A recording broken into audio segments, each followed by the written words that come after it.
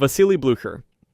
Vasily Blücher was one of the Red Army's most decorated early heroes, a genuine Civil War legend whose portrait hung in barracks across the Soviet Union, which makes what he became all the more damning.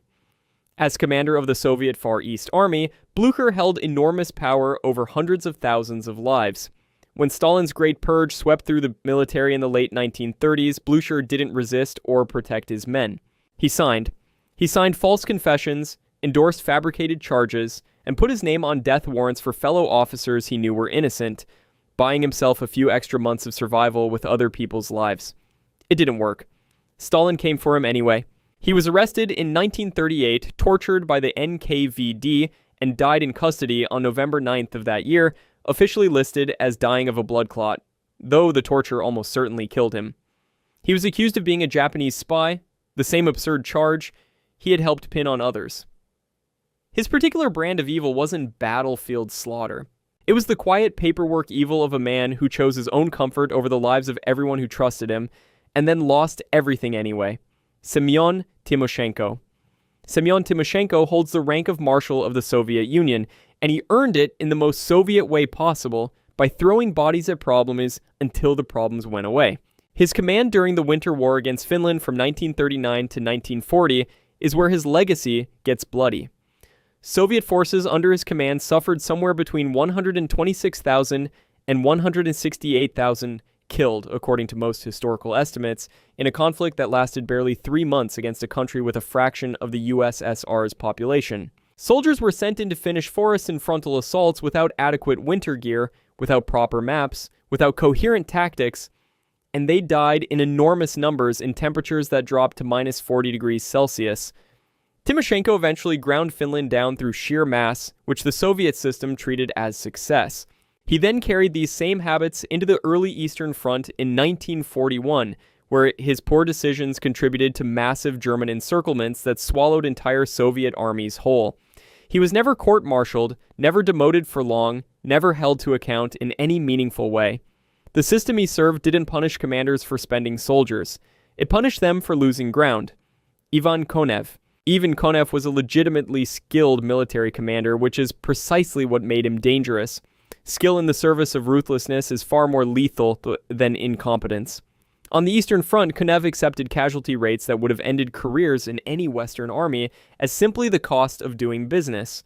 But his crimes extend well past World War II.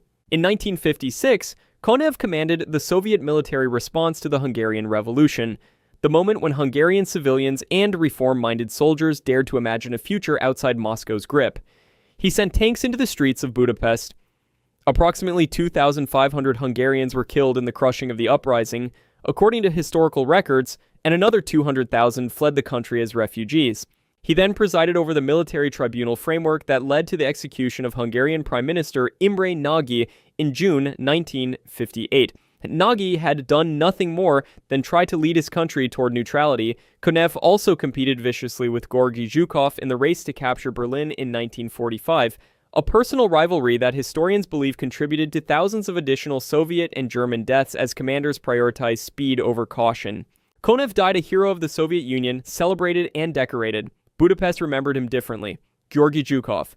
Gorgi Zhukov is the most controversial name on this list because he is also the Soviet Union's most celebrated military figure, a 4-time hero of the Soviet Union, and the man most credited with defeating Nazi Germany. Both things can be true simultaneously. Zhukov won. He also burned through human lives at a scale that staggers the imagination. During the Berlin offensive in April and May of 1945, Soviet forces suffered an estimated 78,000 to 81,000 killed in a matter of weeks, a casualty rate accelerated in part by Zhukov's personal competition with Konev over who would plant a flag on the Reichstag first. He reportedly described Soviet mine-clearing tactics to Dwight Eisenhower by explaining that infantry simply walked through minefields to detonate them before the armor advanced, though historians debate the precise quote in context. The penal battalion system, formalized under Order Number 227, sent soldiers accused of cowardice or minor infractions into suicidal assault positions as punishment, and Zhukov enforced this system without visible reluctance. After the war, Soviet internal investigations documented what appeared to be industrial-scale personal looting, with railcars of valuables and artwork allegedly shipped to his private estates, though the full verified scope remains debated. History gave him a parade. His soldiers got a mass grave, Lavrentiy Beria. Lavrentiy Beria held the rank of Marshal of the Soviet Union, which technically qualifies him for this list, and which also undersells what he was by an almost comical margin. As head of the NKVD and one of the most powerful men in the USSR, Beria ran the machinery of Soviet state terror at its most efficient. He personally signed the order for the Katyn massacre on March 5, 1940, authorizing the execution of approximately 22,000 Polish military officers, police, intellectuals, and prisoners of war, shot in the back of the head and buried in forest mass graves that the Soviet Union denied for 50 years. He oversaw the Gulag system at its peak, a network of forced labor camps where millions endured conditions designed to extract maximum labor before death. He directed Operation Lentil in February 1944, the forced deportation of the entire Chechen and Ingush population, an estimated 500,000 people crammed into cattle cars in winter, with somewhere between 100,000 and 200,000 dying from cold, disease, and starvation, according to various historical estimates. And according to well-documented post-Soviet accounts, he used his position and NKVD personnel to facilitate the abduction and sexual assault of women in Moscow. He was arrested after Stalin's death and shot in December 1953. It was the most justice the system ever produced, and it came far too late. Nikolai Yezhov. Nikolai Yezhov stood 5 feet tall, which is roughly how far the irony stretches when you consider that this small, almost physically unimposing man signed the paperwork that killed approximately 750,000 Soviet citizens in a single 2-year period. As head of the NKVD from 1936 to 1938, Yezhov presided over the peak of the Great Purge, a period so saturated with his personal authority that it became known as the Yezhovshchina, the Yezhov era, in Russian historical memory. He didn't just approve executions from a distance, he sent operational telegrams to regional NKVD offices with specific numerical quotas. Execute this many, arrest that many, fill these categories. He reportedly participated personally in the torture of prisoners on multiple documented occasions, according to accounts examined from Soviet archives after 1991. The system he built was a bureaucracy of death with himself at the center, humming along with horrifying efficiency. Then, Stalin decided he was a liability. Yezhov was arrested in 1939, and according to historical accounts of his execution on February 4th, 1940, he screamed and wept and begged at the end. He is perhaps most visually famous for something that happened after his death.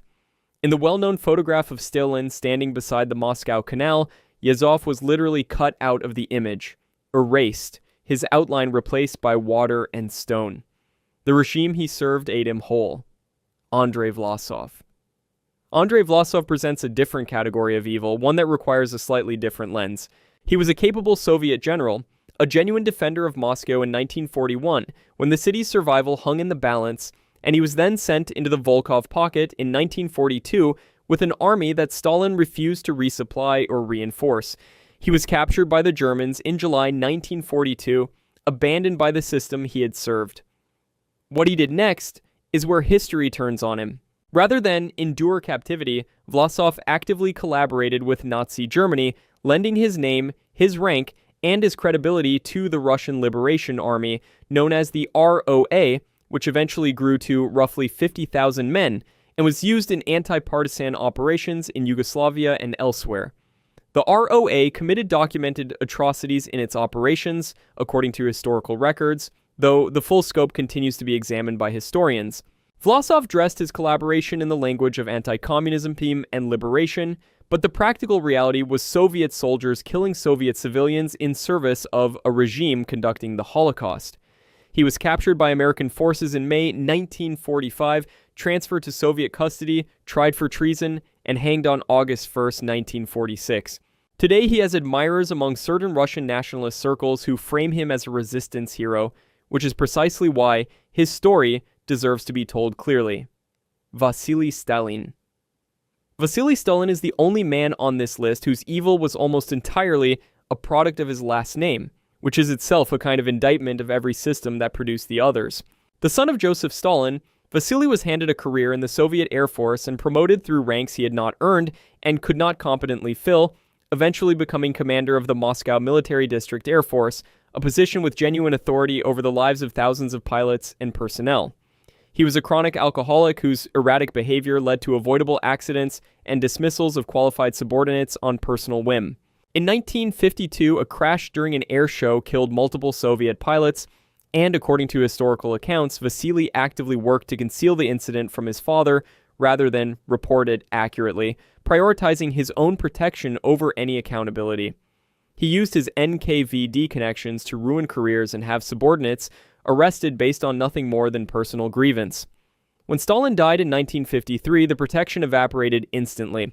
Khrushchev had him arrested, and he spent years in prison before being exiled to Kazan, where he drank himself to death on March 19, 1962, at the age of 40. He never earned his rank, never deserved his power, and spent it freely on the people beneath him.